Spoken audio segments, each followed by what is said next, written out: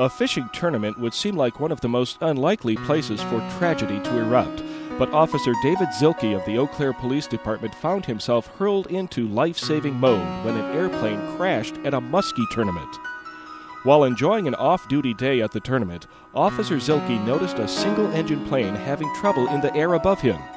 The plane, built by the pilot himself, had taken off from the surface of Scott Lake and didn't appear to have adequate speed or lift.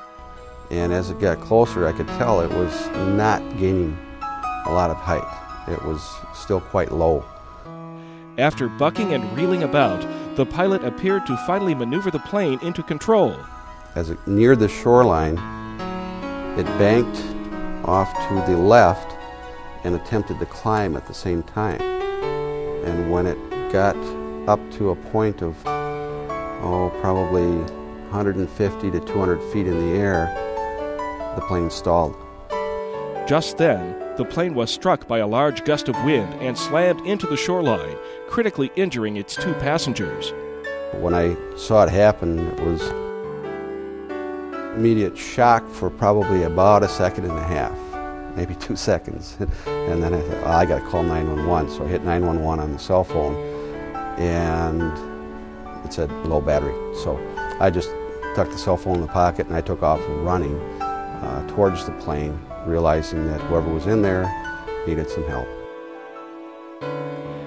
The plane crashed away from the tournament participants, but danger mounted as fuel began spilling onto the shore and into the surrounding lake waters. Officer Zielke entered the wreckage of the plane to help the pilot and his wife. Risking the increasing threat of a fire or explosion, Zielke identified the seriousness of their injuries and determined that they couldn't be moved without jeopardizing them even further. I didn't think anyone would be alive after that hard a crash. The plane came down awful hard. Both passengers were conscious but in dire need of medical attention. The pilot had a broken back while his wife suffered a broken neck. Both were bleeding profusely. Along with stabilizing the injured passengers, Officer Zielke focused on securing the fuel-drenched crash site.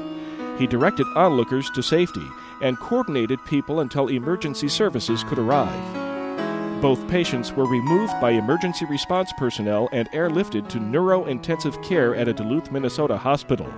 The prognosis is that both will recover without paralysis and be fine.